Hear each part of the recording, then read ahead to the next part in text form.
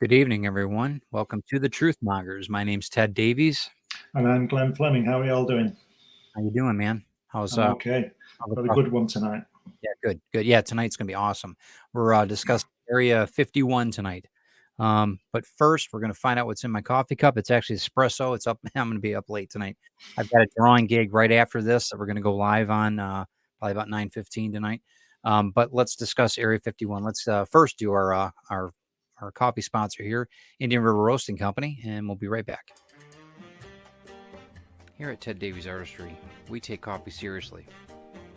And so does our sponsor, Indian River Roasting Company. It's fair trade, organic, and they're artisans just like me. The only difference is I use watercolor and ink and they use coffee beans. And I enjoy it all through my day. So do yourself a favor, go to the description when you like, share, and subscribe to this channel. Find Indian River Roasting Company's website, use the promo code CaffeinateTed2021, and save 10% on your purchase. Yeah, go to the website that's in the description under IndianRiverRoastingCompany.com. Use CaffeinateTed2021 and save 10% when you get caffeinated. All right, and let's find out what's going on with John Cashman at Cashman's Comics in Bay City. Hold on one second. Maybe.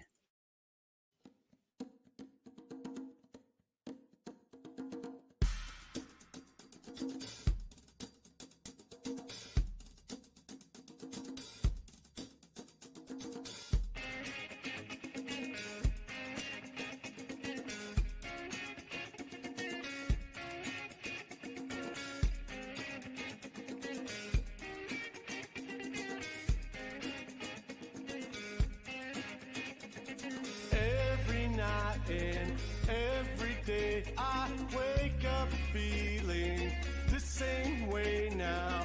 Need to find something to believe. Every night the dreams we made, they're haunting my head now. Yeah, if you get down to Bay City, Michigan, stop in, see Petey. I know that Glenn wants to meet Petey. Yeah. I like dogs. When you come to the States, we'll go down there. But check out everything that John's doing on Cashman'sComics.com. He sells all my work. He's very big about independent publishers and creators, so he's a great guy. He also ships nationwide, so check everything out with him. Also, we've got another sponsor here. Actually, let me see what we got here. Everybody, there's got all these sponsors here. We've got, I'll tell you what, let's do this one. Comics Unlimited right behind me. The gentleman right in front of you here, Glenn B. Fleming, has an awesome publication there. Check out everything that they're doing. It's on Amazon under Glenn Fleming, right? Or is it Glenn B. Fleming? I'm not quite sure. I think it should be Glenn B. Fleming, I would have thought. Is it I'm not good? Sure. Yeah, well, check it out. It's great. It's got how many? This is that was number 7, correct? Number 7, yeah. Number 8's imminent. Yeah, I'm just waiting for an article from somebody who wears a hat all the time. Right. Yeah. Well, it's coming. It'll be here this weekend. I promise. It'll be here this weekend. And I'm looking forward to the cover next. The next printing on the cover is going to be one of my retrieve covers. So I'm really excited. It's a fantastic cover, everybody. You've got to see it. It must be probably the best one. Oh, thank you. Apart from the one behind you, it's the best one. Thanks, man. I appreciate that kindly. Yeah, all right, cool. It's true. Good deal. All right, cool. It's a great drawing. It's great. It's good deal. Thank you. Also, right next to that publication is one of the Archimedes that O-Toys has put together for me for our retrieve program that we're putting together for development. And let's check out what Damien does.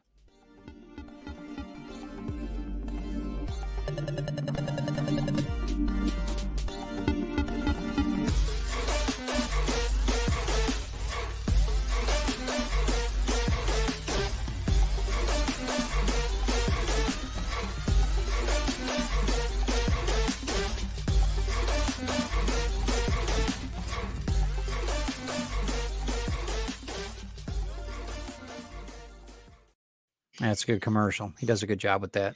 He does a lot of stuff, man. He's awesome. He's I really sent him diverse. Yeah. the other day. After your show, you showed the Archimedes, Yeah. and I sent him some drawings of Hatch, and he sent a little movie back. He's made his head already. Yeah. It was like, well, it wasn't instantaneous, obviously, but it was probably within the hour. Yeah. And it's absolutely brilliant. Isn't it something? And it's brought to 3 dimension. It's just insane. Yeah. It's just insane. What an era that we live in. It's just crazy. It's fantastic. But Let's it looks just like him. It's just perfect. Yeah. You know, it's just and really it does. good. I mean, it does help that Damien's a great artist, though. It does help.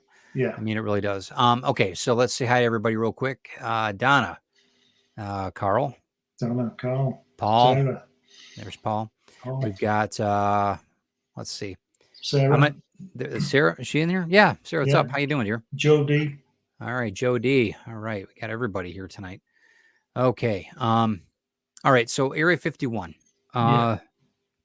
It's obviously when I was growing up, it was something of mystery. There was no way that it was even around. Now with everything we've got now with the imaging and the satellites and everything else we got, it's obviously there. I mean, it's plain as day. But we're going to talk a little bit about it. Neither one of us are experts when it comes to pretty much anything, but we're looking at a common sense approach of Area 51. So if go ahead. You look, the last time, I've not looked for a long time, well, for a few years now, but if you look at it, when I looked on Google, it wasn't there. All that area is pixelated, and there's obviously a reason for that. And, sure. But it's interesting. I found it in the research. I found that the Skylab astronauts flew over and photographed the area and got into trouble later. They weren't supposed to take the pictures of that. Really? Yeah. So they got in trouble? Wow. They got in trouble, yeah. So that's how sensitive it is. The other interesting thing about Area 51 is it's the same age as me. It was initiated by Eisenhower in November 1954, just before I was born in January 55.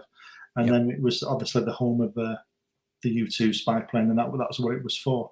And that's why they got it out in the desert. They wanted it near Edwards Air Force Base, which is nearby, and that was they acquired Groom Dry Lake to.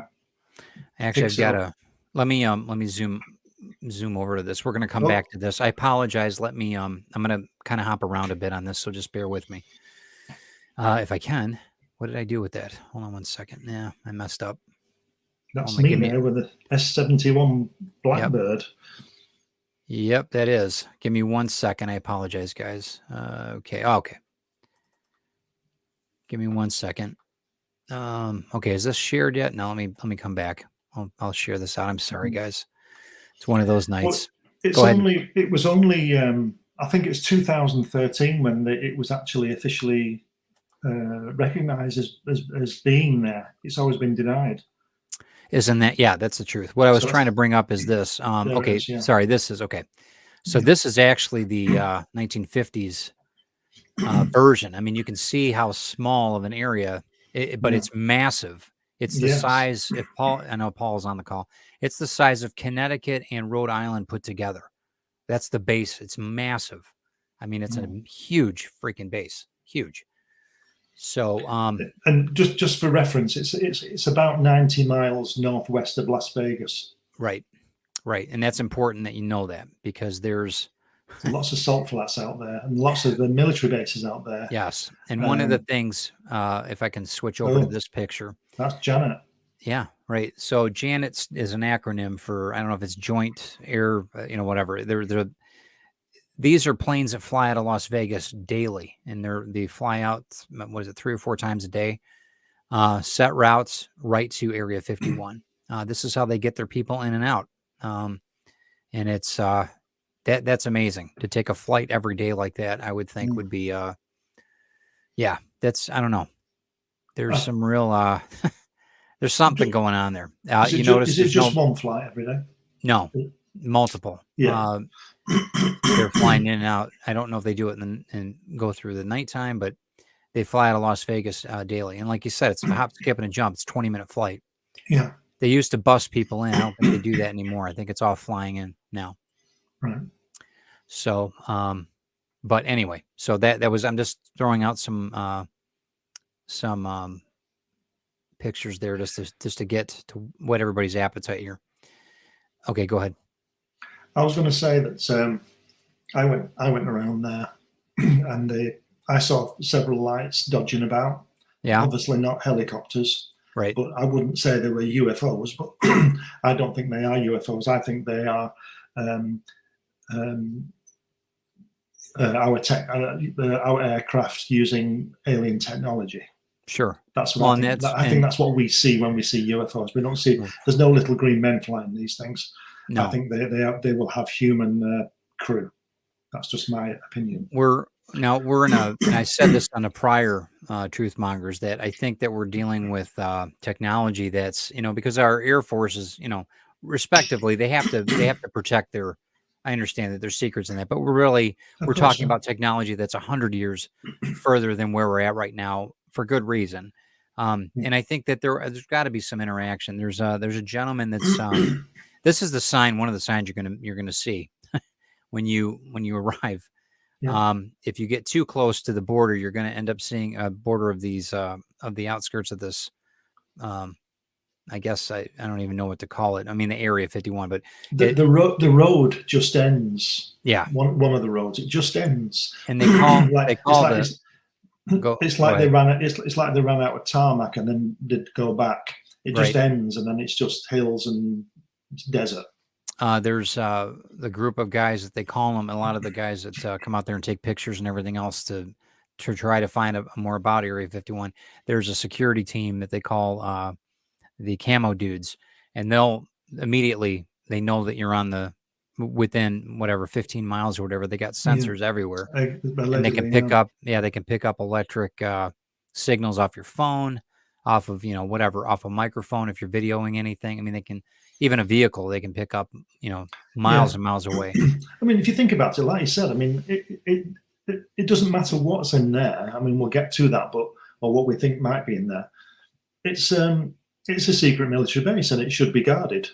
And it should be. There's people, I have no problem with that. And I have no sympathy for people who go out there and camp out and wonder why they get arrested. Or the ones that, or they try to charge the gate, because they're breaking the law, The gentleman here is you want to say his name because I say it differently than you. Well, I would say it's Bob Lazar, and he calls himself Bob Lazar. So and I say Robert Laser, but go ahead.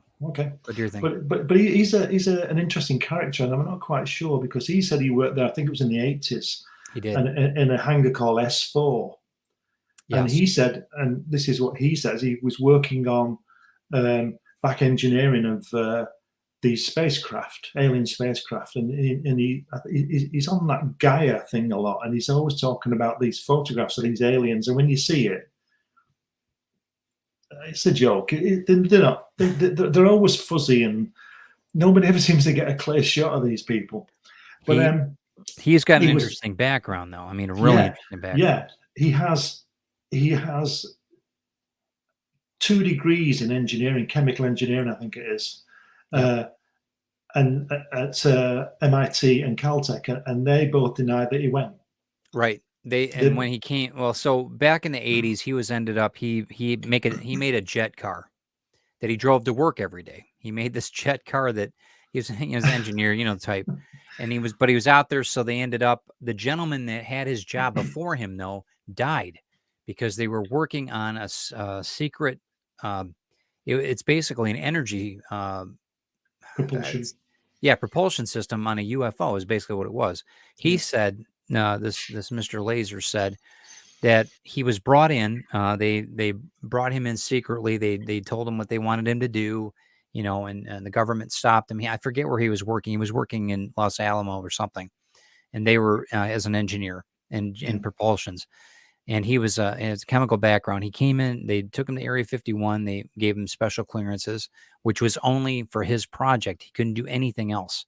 So they had this basically this propulsion system that was on a UFO. He said there was 9 of them.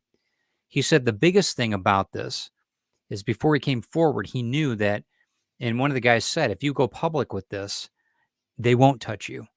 If you secretly just start putting things out, you're going to get killed and he was straight up. They were like, this is not something that you don't walk away from this kind of stuff if you blab it. I mean, it's treasonous, really. Yes. But in any cases, there's 9, from what he was saying, in one of the hangars, there's 9 different types of spacecraft that were in those hangars. And he says out of all of them, they all had the same propulsion system. And it was from this element. It's like 111 or something, 115. Yeah. It's a material that's not of this world. It's from another planet. And it's kind of like what we would use, like quartz or oil or whatever we would use to propel our vehicles. This comes naturally to this type of planet, and this is what they use. And in any case, Go ahead. Sorry. In any case, he said that this propulsion system, they didn't know how it worked. They were trying to crack into it, and that's what killed the last guy, because apparently they took a plasma cutter to this power plant, a little tiny thing. It's not very big. I think it's like this. I want to say it's the size of this pencil sharpener. It's not very big, but the element inside of it, it produces more energy than it takes, right? Or whatever. It accelerates energies. So, I mean, right. And so what happened was they tried to open one of these things with a plasma cutter. The guy he's gone. I mean, he's completely toast. The guy that was next to him, though, was his partner. Bob was his new partner on the job, and he couldn't tell him what happened because he's under. Could you imagine? So this guy was standing next to him, and he got zapped because he touched this thing. Yeah, he's gone. I don't know if he's just a shadow of himself now or what, but he's dead, and he wasn't legally, or he wasn't supposed to tell Bob what had happened. So Bob immediately knew, and he knew that he was kind of made a bad decision because he touched the craft on the way in, and guns were drawn on him. I mean, they weren't playing around. You go in, you do your work. I just find it strange that these people, there are people, scientists and engineers and whatever, and this craft is there, right? It's, like crafts plural. Yeah. Well, like in Independence Day, it's just sort of hovering there. And because he touched it, they pull their weapons. Why didn't they just say, "Don't touch it"? Why would they shoot him?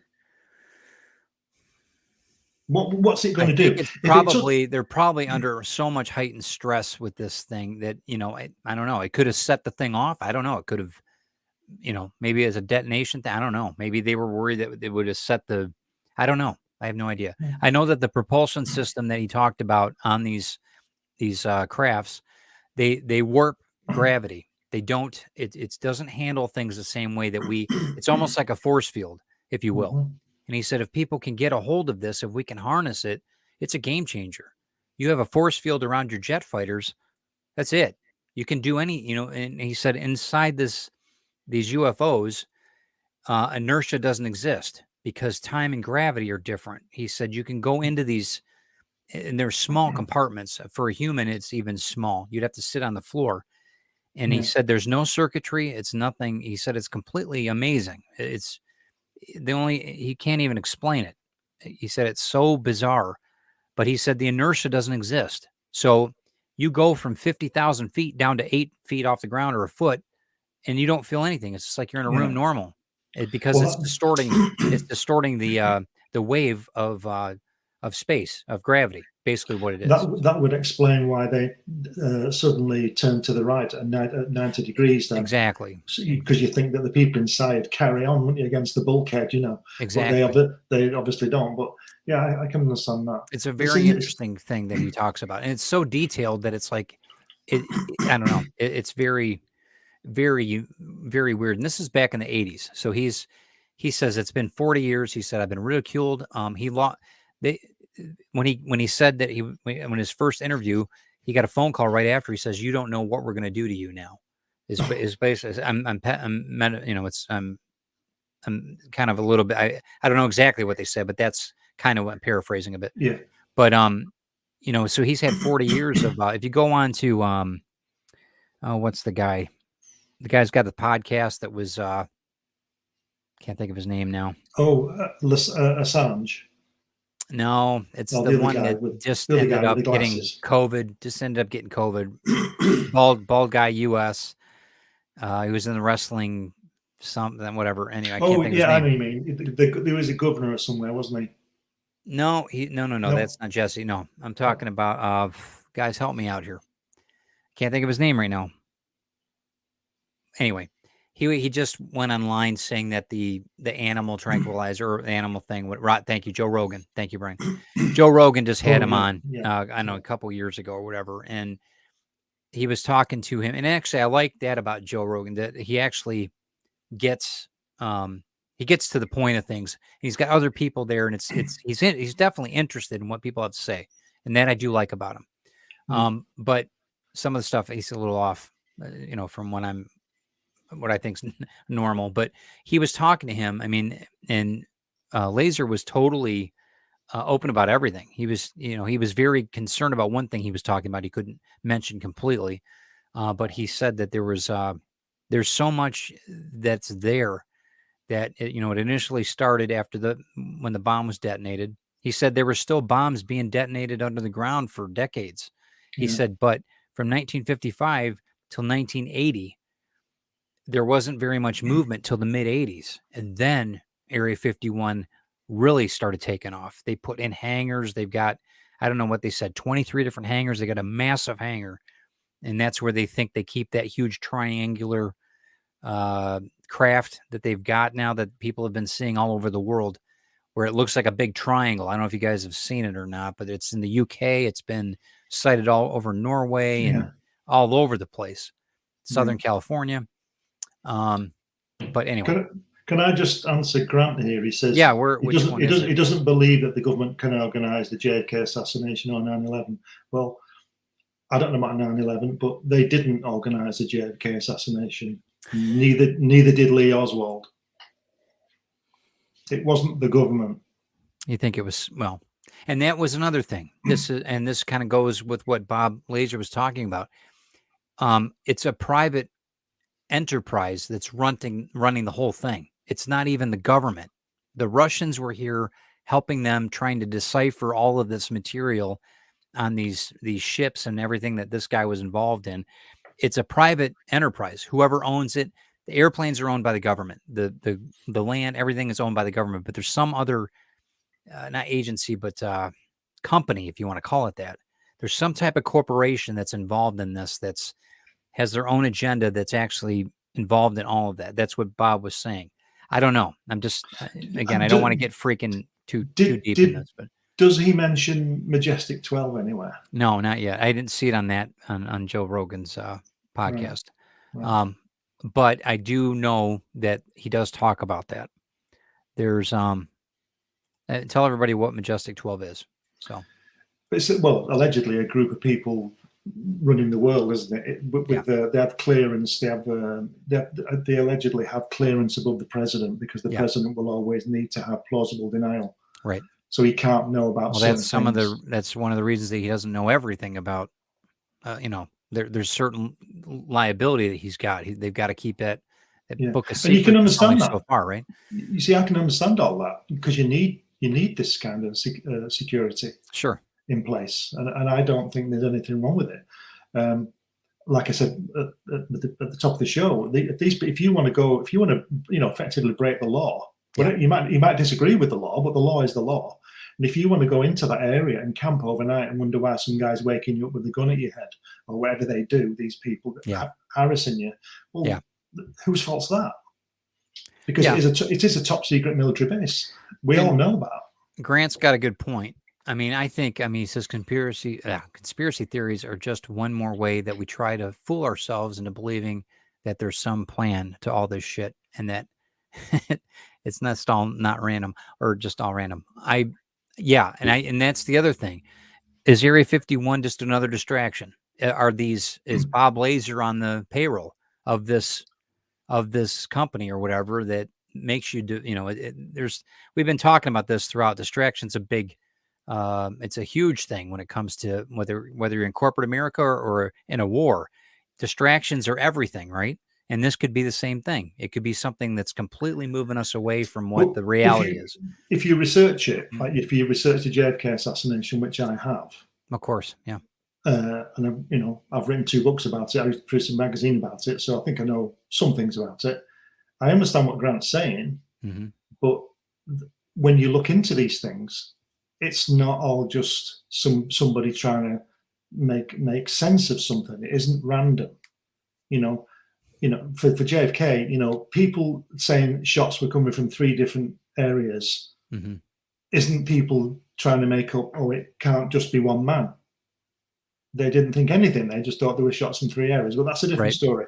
But, but it's interesting that apparently it was the CIA who invented the term conspiracy theory back in 1967 to bat all this stuff off. Yeah, and that's a good point. The CIA were the people that started the Area 51 as well. So when you look at that, that really, I mean, CIA should stand for conspiracy.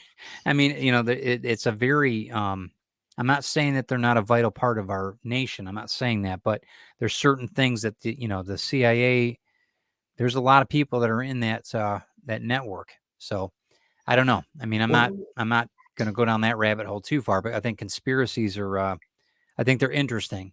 And that's all we're trying to do is just kind of shed a little light on, hey, okay, this area exists. What do you guys think? What were you saying? I was just going to say that, you could tag the term conspiracy theory against anything, Jesus, Marilyn Monroe, God, whatever you want. But there's always a bit of truth in there, and that's the manner of where the intelligence services work. They always put a bit of, if you're going to lie, you put a bit of truth in, don't you? Yeah. You've got to do that. You can't just out and out lies don't work. So, but if you mix stuff in there, right. Well, I mean, it depends what we're trying to establish tonight. Are we trying to establish that Area 51 exists? Because it does. It's because it has been admitted to since 2013 now. Right. And that's what that means. It was in existence for 50 years and under denial. Yeah. And then the next part is people like Bob Lazar telling us that alien craft are in hangars there, and he says he saw aliens as well. And maybe he did. I don't know. But it's odd that. Well, I want to. It's odd that the place was denied for 50 years. Yeah. And I think that's the conspiracy. We have to have an area to develop technologies. I totally understand that. And you know what? It's not everybody's business. It doesn't matter to me whether we're 150 years ahead of the ball game right now, or we've got a ship that can go from the moon here in 90 minutes. That's fantastic. Great. It doesn't mean anything to me. It doesn't change my life at all. Because it would change my life if something happened or all of our lives, if something happened catastrophic or something was stolen, whatever, that we needed for our own military complex, which that's a whole nother level. And by the way, if you guys could like and share this, that would be great. But the Blackbird, this was a private or a secret for decades. And this airplane was built and they had missions out of Area 51 with this airplane. I mean, you know more about than I do. I mean, I built a model of it when I was a kid. I think it's beautiful. Yeah, I think it's gorgeous. The Blackbird, that's me with the Blackbird there, folks. Yep. That was decommissioned in 1968, and it was decommissioned. It'd been flying for about 10 years, I think, and it was decommissioned before anybody knew it existed. Yeah, right. That's how advanced that aircraft was. Yeah. So I'm not sure when it was sort of admitted to. I think it was early 70s. So it'd been out of commission, for 3 or 4 years before we even knew. Then they didn't retire it and then just tell you they retired it. And it's a beautiful machine. It's a fantastic machine. I mean, it's something out of X-Men. I mean, it's incredible. I mean, that's what it reminds me of, comic books. Imagine flying that. I think it doesn't touch Mach 5. I think it's just under Mach 5. Yeah. 4.5 times speed of sound. Yeah, it's incredible. It's an amazing machine. But it's like a space. It's like a spacecraft because it is. The pilot would wear a spacesuit in that because it was so high. It has to be pressurized. Yeah. Yeah. That's How high did it go? 100,000 feet or something like that? Yeah. Let me go back to Bob for a second. one of the things about Bob too is that he said that out of the 9 ships that were in the hangar that he saw, he was briefed only on a couple of them, and Yeah. they said that not all of them, and this was interesting, I thought, food for thought, especially with your Hatch comic strip. He said that some of these spacecraft were not, they weren't new discoveries. They were archaeological discoveries, and they were millions of years old. He said that these ships were found when they were digging at different sites across the world. And he said that's the reality of it. He said this is something that's been going on. They never left. He said, and that's what I've been talking about. It's not whether they come from different star systems and that they've never left. They've come here a long, long time ago. He said, but some of these ships were still able to maneuver and everything, even though they were, hundreds of thousands of years old. Fascinating stuff. Fascinating. That's what interests me. That it doesn't matter about the rest of the lies or whatever.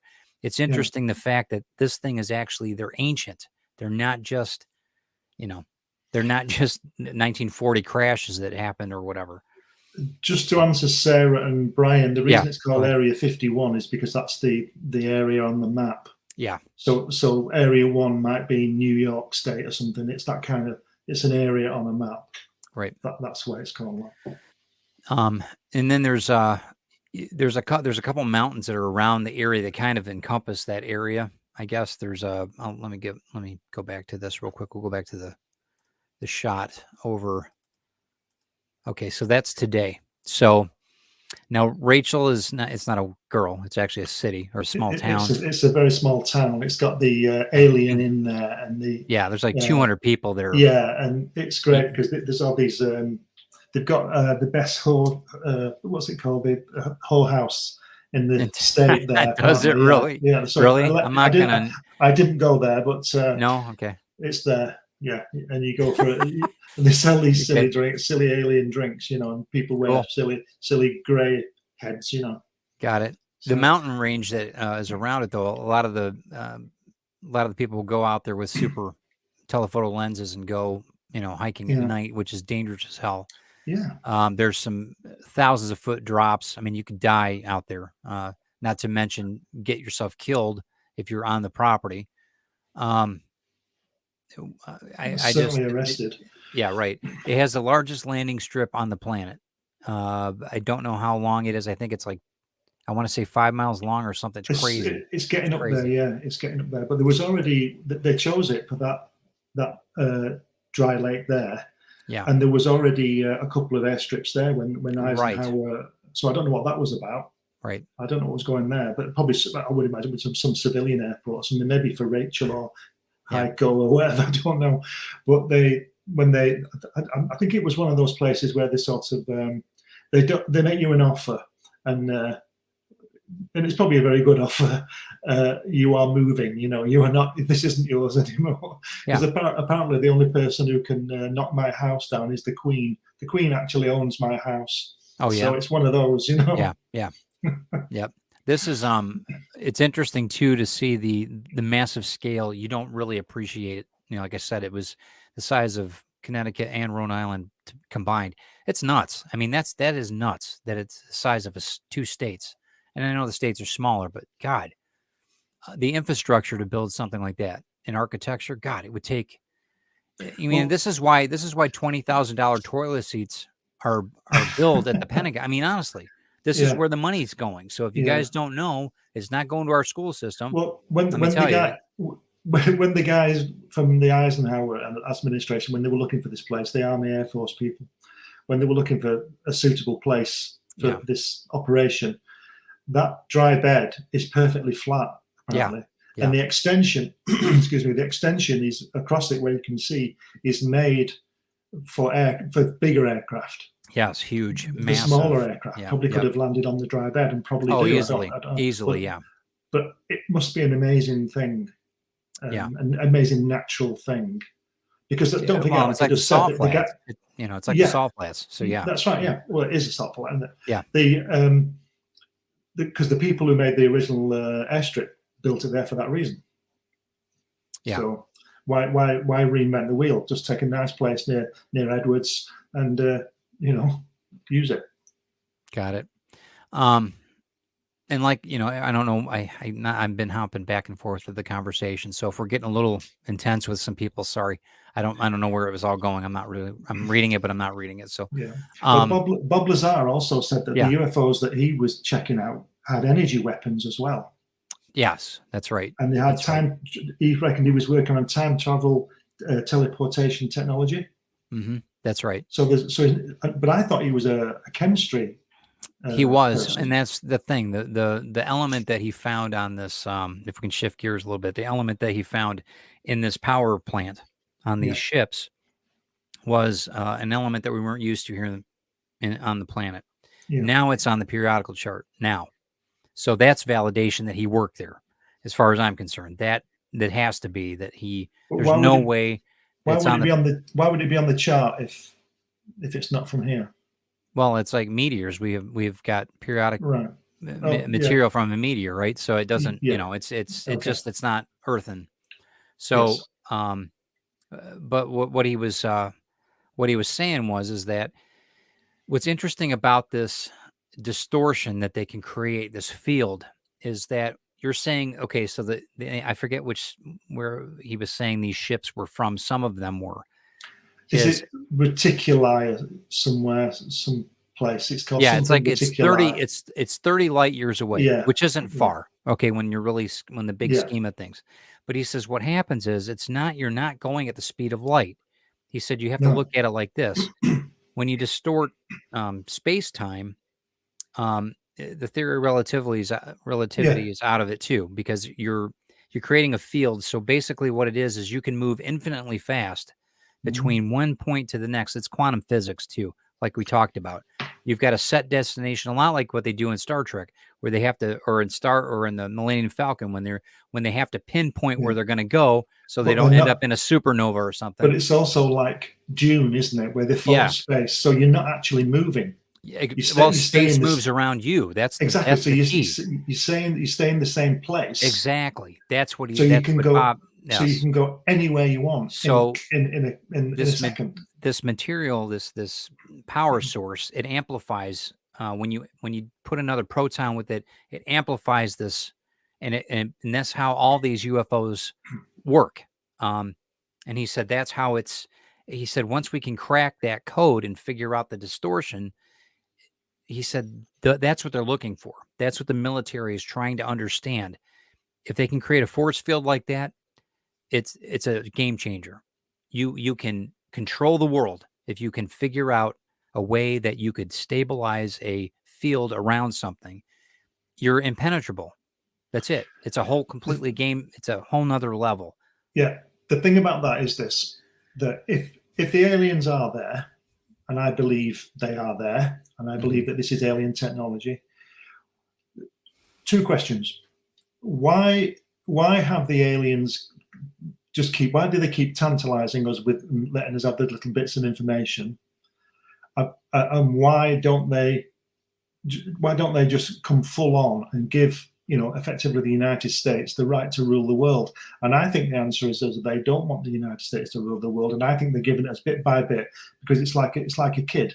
You have to grow, you have to learn, and you have to go from A to B rather than A to Z. Okay. Because you won't know what any of the in between is. So if we're going to the moon in Apollo, and it takes 3 days to get to the moon, and then, as you say, there's an aircraft or a spacecraft that can get to the moon in 90 minutes, in an hour and a half. Yeah, that's too much of a leap. We need to learn to get there in 2 days, and then 1 day. That's what I think is going on there. But I think the aliens are friendly creatures, and because if they were hostile, they would have either wiped us out or given the guys the information they needed to take over the world. Okay. What do you think about, was it Eisenhower that they have the aliens, and was it Eisenhower they had an agreement with them? Yes. Or what the story goes? I mean, allegedly, yeah. Okay, and Grant's got a good point. Why would question if aliens have visited Earth? Why would the government keep the knowledge secret? Because it would be mayhem. It I'll would tell you why, Grant. Because it would kick God into touch overnight. yeah, there would be no There'd be faith. anarchy. There'd Faith be would be out anarchy. the window. There's Yeah. no. I mean, we're not the only. We aren't the center of the universe anymore. I mean, it's Well, and the other reason that they don't tell us is, as I've said this before, is that you've got to remember that half the planet is always asleep. So if we got to know about this now, the Australians are asleep and they'd want to know why they weren't first, and they'd all be like, no, it's true. That's what people are well, like. even after The- they're told, a lot of people that even when they're awake, they're asleep. So it wouldn't, like I said, I argued that point before because it's But like and whatever. also You know, a lot of and people aren't going also to believe it anyway. also people don't care, because I told you the story about the alien autopsy with my former mother-in-law, didn't I? I told you Yeah, that right. story. Oh when yeah. she said to me to tape it and watch it tomorrow, the biggest single event in the history of mankind, and she's having a great time, and she's asking me not to go and watch this life-changing Can't you, film, can't you tape it? Yeah, yeah. which I knew was rubbish, but I had to see it. It might not have been. I mean, a lot of people. Will it change our lives? Okay. Well, my biggest Just thing a is bit, yeah.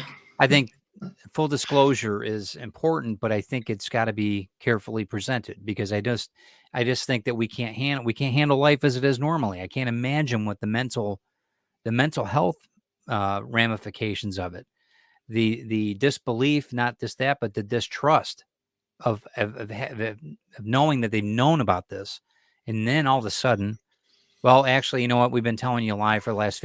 It'll be complete mayhem. It'll be absolute. The doors will be ripped off the hinges. I can't. I don't know. I Could you really don't know. imagine? Could you imagine the trouble that would happen with the more, let's say, The markets would. Yeah. excitable people who follow God? Could you It imagine? would They, be they well. wouldn't believe it. They No, wouldn't believe it. the extremists. Let's Well, that's what I'm hold talking on. about. There's other people that are. You know, I don't want That's to what I offend said. them. Yeah, that's what I'm Yeah, saying. the Extremists. Yeah, extremists, yeah. yes, and But on imagine what all would walks happen. of life. Yeah, yeah. Yeah, but imagine what would happen. They'd go crazy. They'd say it was a lie. Or it's They a wouldn't devil believe or it, whatever. It's and yeah, all and I that. get it, and I get that ideal too. I mean, that's something too that I don't think it's just one. If they did visit the Earth, you know, I don't think that it's just one. It would be silly to think there would just be one set of aliens. Yeah, Why there was wouldn't it be supposed a to be. multitude Yeah. of? You know, why wouldn't there be? I mean, we still haven't gotten the missing link with us. There's still not. There's a huge jump genetically between where we are and where um say it's a huge jump, and I don't know how I don't know how people can't really see that there's gods with a little g and there's God with a big G as far as I'm concerned. Yeah. And I think that there was some interaction. There's got to be some intervention somewhere, whether it's as humanoids that were here on this planet or came to this planet. We're here because of it. Doesn't Well, change my life any. I'm just saying, it's interesting. it should be said that the Jet Propulsion Laboratory have also announced that there are no exoplanets in orbit around this reticuli place. Yeah. So if that's true, Yeah. I don't know where he's wrong about that, and he's so adamant about that. So how does he know that? You know, Yeah. Where has he heard that? Who told him? But it can't be true because there are no planets around that star system. So Yeah. somebody's got their information wrong, and I wouldn't imagine it was the guys who've got here. I think that there's probably got to be there's got to be some relationship somehow of something. So whether it's a visitation, whether it's close encounters of the third kind, whatever, there's got to be some type of technology has shifted so much the last 100 years of what we've been able to do compared to what it was 100 years prior and so forth. When you look at between the 1400s and the 1500s, probably not a whole lot happened. I mean, there's not, Yeah. there might have been something like you and I talked about with the Dark Ages. It actually was Yeah. probably very enlightened, but Yeah. but compared to Yeah. where we're at the beginning of 1900s But compared to now is yes, amazing. So we've there's covered. got to be some type of intervention. There's Yes, gotta we be. said, but we. Are you frozen?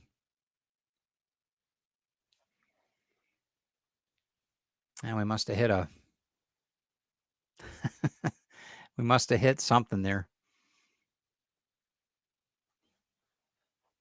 Can you guys still hear me or no? We must have hit a chord with somebody.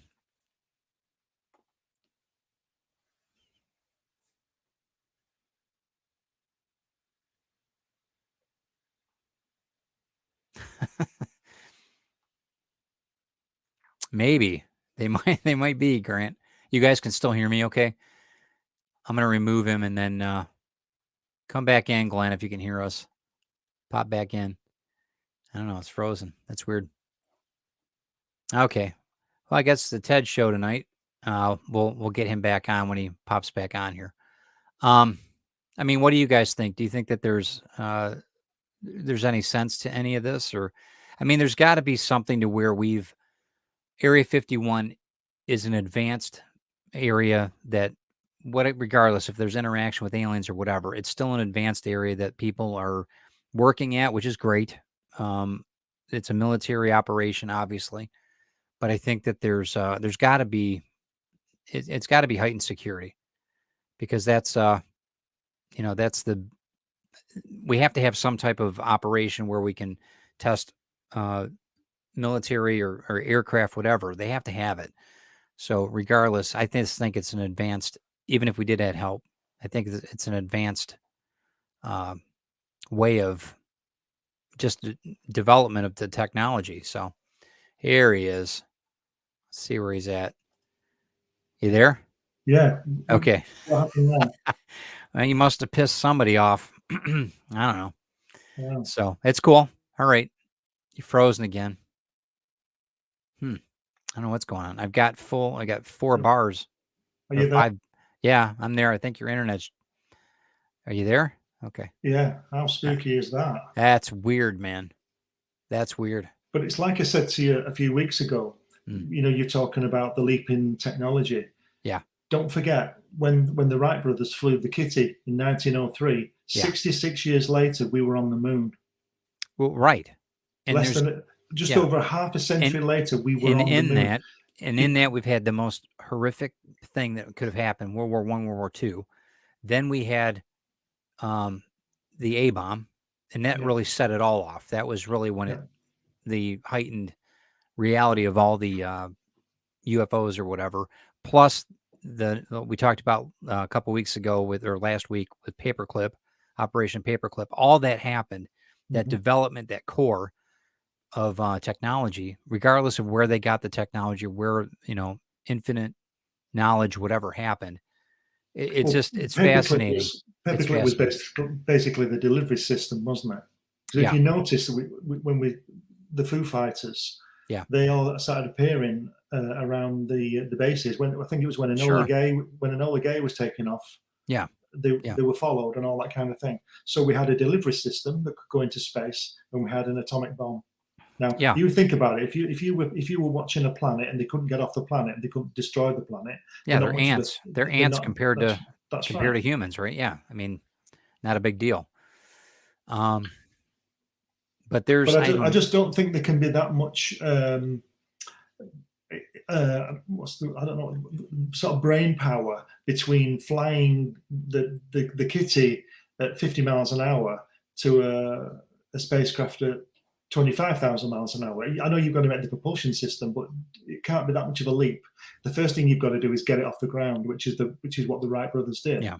Like the guy Ford when he made the car in 1890 or something. And how fast they used to run in front of them, didn't they, with lanterns? And they'd say that you couldn't go faster than 5 miles an hour because you wouldn't be able to breathe. Right. But look at the rate of the Formula One now. They go at 250 miles an hour easily. If they had wings, look at the off. land speed records, 1,000 miles or something. Now it's crazy. If they had wings, they'd take off. Right. I mean, but when you're dealing with propulsion that deals with physics that we're not used to, that's got to be a whole nother level of Tesla. I mean, Tesla mindset, or it's some type of intervention. And maybe, I mean, I don't think it's too far fetched. If people that really think that God does exist, well, there's no limitations, right? It's out there. It's just what we perceive as real and what's not. I don't know. I think that we're being not controlled. I don't like that word. I think that there's a certain status quo that we have to be in a civilized world. There has to be, and there's got to be the people that challenge that status quo, and there's got to be people that absolutely run the show that fit the status quo on people. because a lot of people can't handle the truth. I hate to say that, but they Yeah. couldn't handle it. Yeah. So, and that's fine. I think the best analogy, even though it's my own, it's the best I've ever heard, and that was my former mother-in-law saying, "Can you tape that program and watch it tomorrow?" Because that shows you how most of the world's population is. Yeah, and a They're lot of just people don't worried. want to know. They're They don't worried want. about. They're worried about what's going to happen in the soap. Sure. They're going to wonder if there's going to be any beer. You know. But we've been conditioned to that. I mean, Yeah. compared to, when you're seeing all these, I'm almost glad that I wasn't in a situation that you would see all these UFO or whatever, and then be part of this propulsion team, and that would be, and then having not to tell anybody about that. I mean, you have to be a certain type of person not to talk to your spouse or not. That's a whole nother level of messed up in my book. That people put the guns in their mouths in that type of environment. I mean, or they get killed when they speak out about it. I mean, it's nuts. So I'm not saying sweep it under the rug, but understand that there's probably a reason why they're not discussing it. I don't think it's. I mean, I don't know. Does it change my life? No. No. I have no desire to go out in outer space. I don't care about going on a UFO. Yeah, I don't. It doesn't affect my life in the least. But it would affect your life. It would, because there would be something else you could do. I want to go into space. I'd love to go into space. It changed my life. It changed my. If they announced that this Area 51 had alien technology and all this kind of stuff, it would change your life. It would change my life simply because of wow. It would change your life. You still go to work and earn money and do this show, but it would change your life because everything affects everything. It's a trickle down thing, isn't it? Everything interrupts and influences everything else. Whatever happens. I think if that disclosure really came out, and I know that they're releasing certain bits and pieces now that we've been, UFOs happen or whatever. I don't know. I think that there's a certain amount of, I think too much information can be dangerous in the wrong hands. Yeah. And I think that if, there's a certain reason why we didn't have the internet until the latter years right now.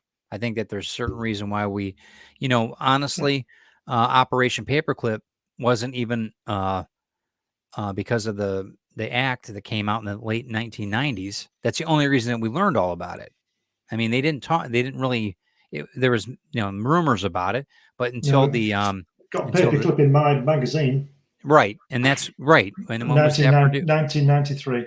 Okay. So, but that was still, it wasn't released to the general public though. You didn't have the full, not the full disclosure, I guess, the paperwork, everything that the government released because I think to be fair, what you mean is that it wasn't, we didn't know it was as big as it was. Yes.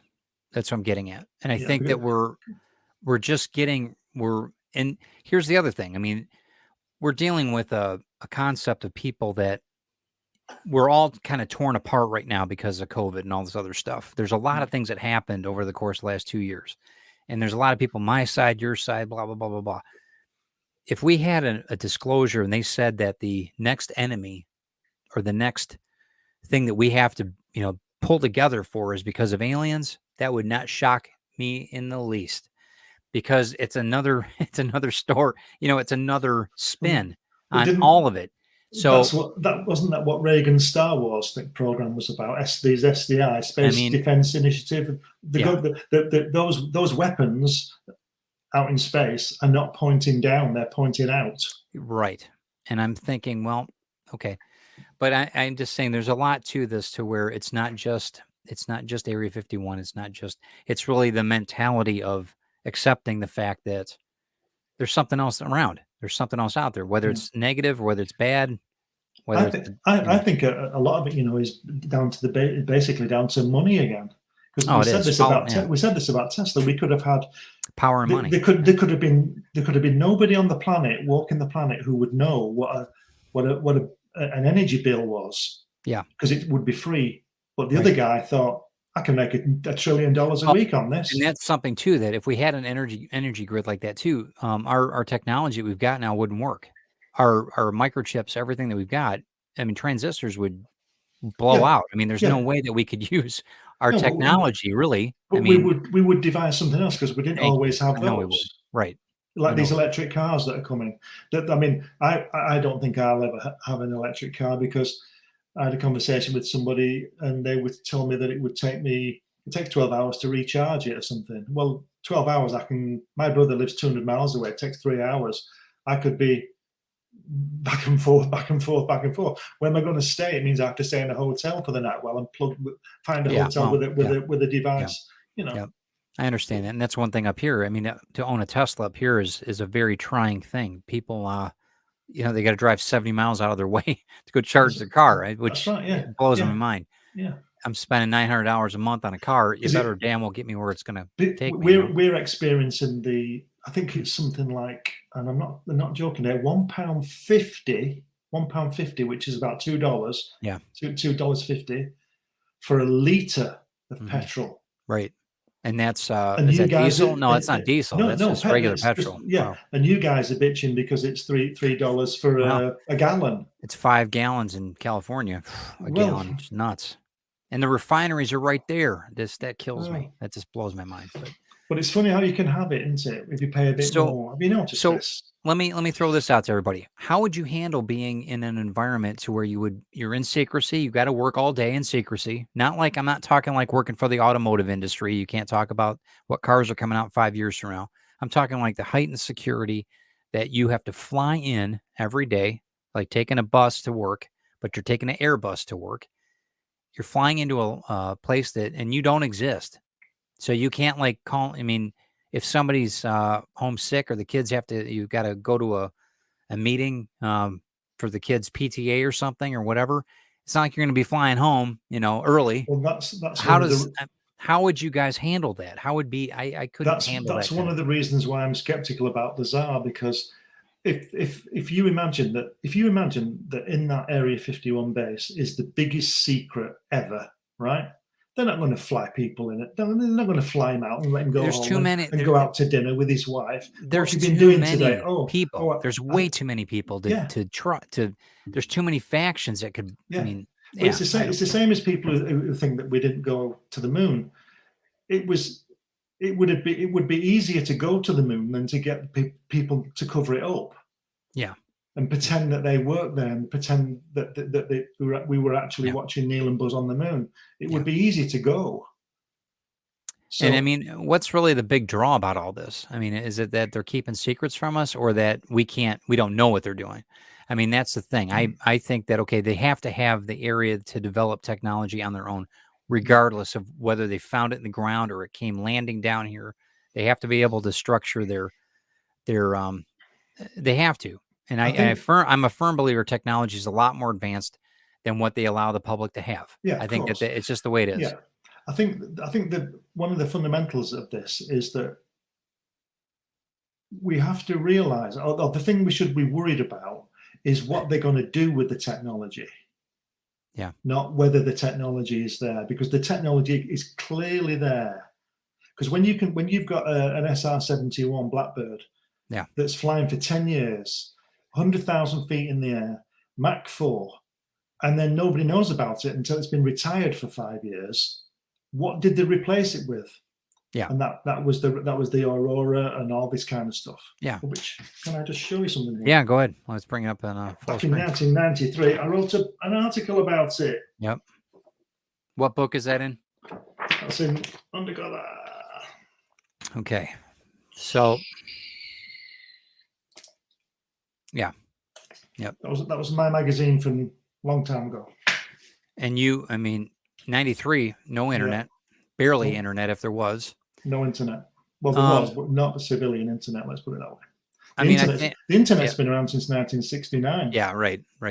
Grant, I'm gonna post this for a second. Regardless how you feel about Trump, I understand that, but there's certain disclosure that they're not going to end up. I know that they don't tell all presidents everything. There's just no way. There's got to be a safety net of some sort for their own safety as well. I think that there's agencies like the CIA or whatever it is that have their responsibility to inform the president of certain things. And I think that the president's secrecy book or whatever it is, that they've had that book out forever. That's basically a breakdown of what we know of. But I think that there's got to be some type of, I mean, they're public servants still. The president's still a public servant. I know that he's got the I numbers think and everything to launch nuclear you've weapons, got but you've got to remember that the president is a face, yeah, because let's face it, nothing changes. Whoever's in office, nothing changes. It's still no, shit for it us. really doesn't. I mean, Right? there's It some doesn't shit that change. happens, but not like, yeah, And not all like, they do is stop doing the guy they've replaced work and undo that and then start theirs and then the next guy. It's just the same. It's nothing changes. So I mean, there might have been a time where there might, like I said, Eisenhower and that might have been something of those sorts. Might have been a little bit different, but now they've got it down to I think to a science, if you want to call it that. That they're very, very aware of what the president should know, what he shouldn't know unless he's asked. I I'm think sure that there's certain levels even that the president can't I think get to. Grant's being a bit disrespectful there to Trump, whether you like him or not. I think to say that we can all agree that he's not capable of keeping a secret as big as Area 51. I think that's really disrespectful, because that's making him out to be a total joke. All right, he might be a total joke. He's a billionaire and he was president, so Yeah. he can't be a total joke. Well, yeah, but And does anybody really think that he didn't get in because somebody else didn't want him in? Same with Biden. They're a face. They're a face. Well, I think that there's a lot of happening. Yeah, I think there's a lot of secrecy with a lot of the presidencies, but I think that I would think though from what Grant was stating though, he's probably some of the things that was happening in the last administration, it's a little extreme. So there probably was a few talks about what they should be saying to him and what they shouldn't, regardless of how you feel about him. He can be he can be all over the place. You can agree with that, right? He can be all over the place. Yeah, but imagine Biden now. If you told him, he'd forget, wouldn't he? He wouldn't know what he was up there talking about. And that's right. And again, So as far as I mean, if you're going to give it out against one guy, you've got to give it out the other guy. I mean, I'm not saying they're either one perfect. You've got you've got some great ones over there too, right? You've got some great prime ministers too. So they've got, unless, I mean, even Churchill had his drawbacks, even though I think he was awesome. But I think that there was, they're human beings. There's no way that any of them are perfect. And if they could keep a secret like that, that's pretty amazing. I don't know how. I don't know too many human beings that could do that, unless they were of the CIA or that type of environment, that they're made to be like that. Do you know, in any business, right? Yep. The most powerful people, like in government or a business, a business of say 100 people. Yeah. The most powerful people are the people in the middle, because they learn what's going on and they tell the people at the top what's going on. So if they don't tell them something, the people at the top won't know. So if nobody told any president about this, he wouldn't know, because he's busy doing other things, other stuff. Yeah. You can't know everything, and there's a reason to keep this secret. And he might not want to know. He might just say, I don't need to know what's going on there. Yeah. Brian's got it down. I'm sure Nixon, Ford, Clinton, and the Bushes, all of the presidents didn't get told everything. The only way to a secret to be kept, sometimes it has to be at least if the people know it. And that's one thing too. I mean, that, Bush Sr., we talked about that with him being in the CIA when JFK was assassinated. It's interesting to see that dynamic and how, his level of intense secrecy had to be unbelievable. He was the head of the CIA for a while, wasn't he? Am I wrong? Yes, in the so 70s, his reality was completely different, I'm sure, than say Bill Clinton. Completely different. His reality probably knew so much.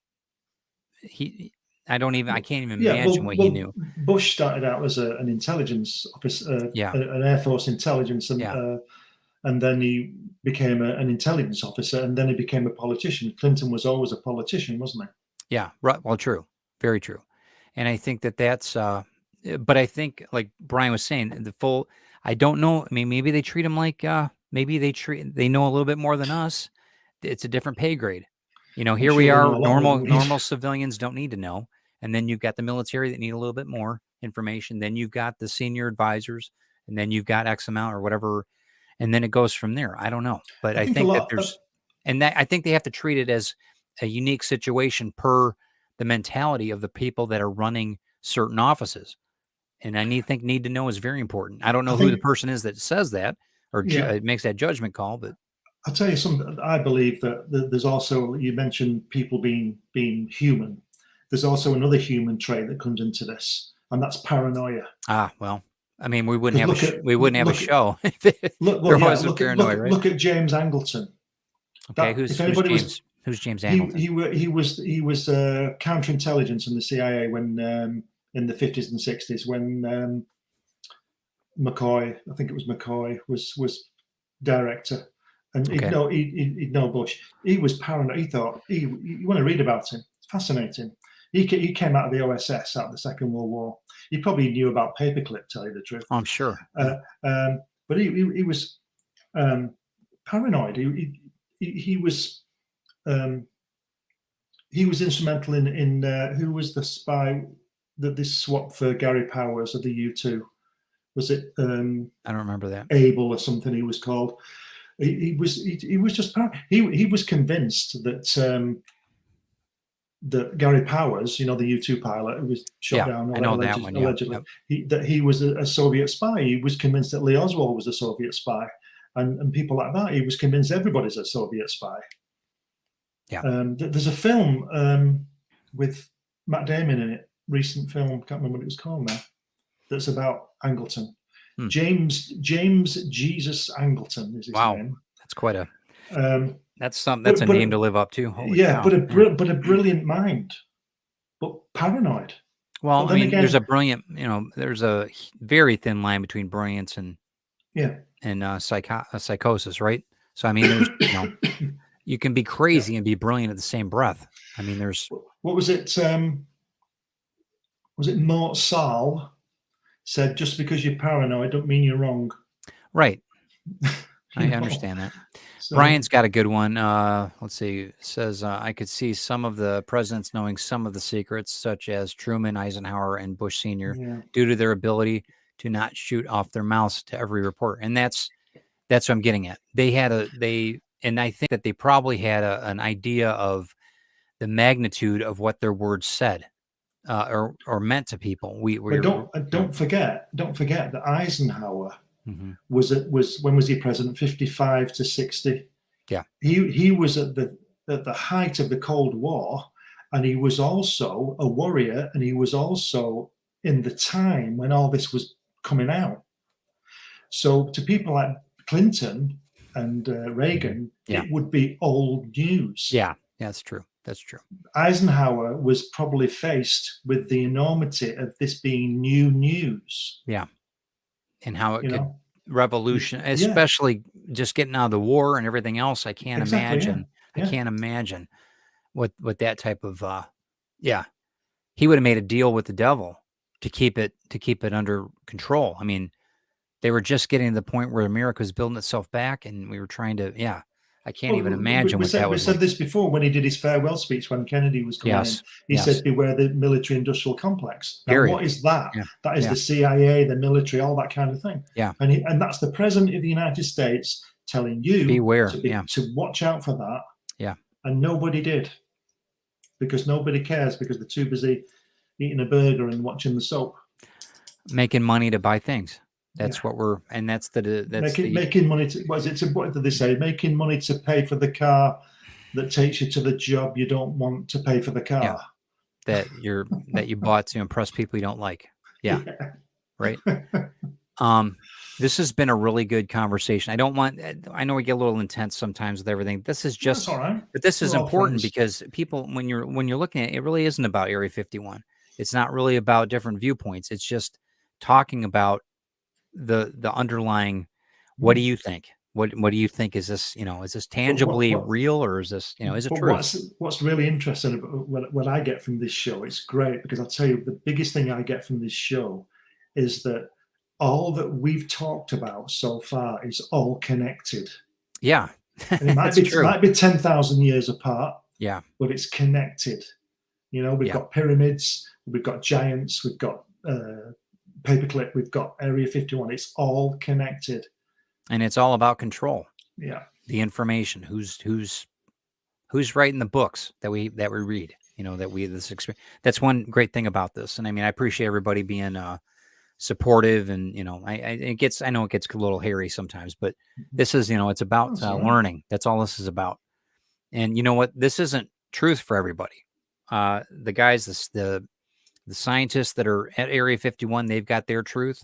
We've got our truth as civilians worldwide.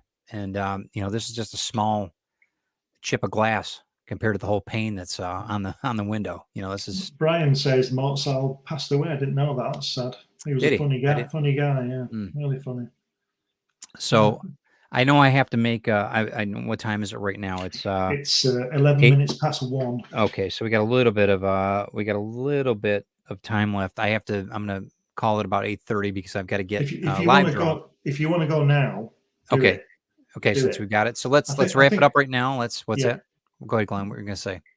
I'm just going to say that I think we've got to the wall with this one. Okay, But I sounds good. think we should revisit, because we've got exotic propulsion systems on Aurora. And Yes. we've got, all this kind of stuff. Yeah, I'd like to find out. Well, we'll revisit. Let's take a month, and maybe during the holidays we'll bring it back up. Yeah. Get into the Christmas spirit. See if there's any any Santa Claus, in the sky, but that is actually something else. Jim Lovell said that on Apollo 8 when they first went to the moon. Yeah. He said, "Be advised, there is a Santa Claus," and Yeah. and the conspiracy is that it was a code, meaning Got it. that he was in orbit. Got it. Jim Lovell, look, Jim Lovell, great guy. Got it. I'm going to take a couple minutes if you don't mind, and I'm going to show the video for Grimm book, Yeah. Grimm 101 book 2, if that's cool.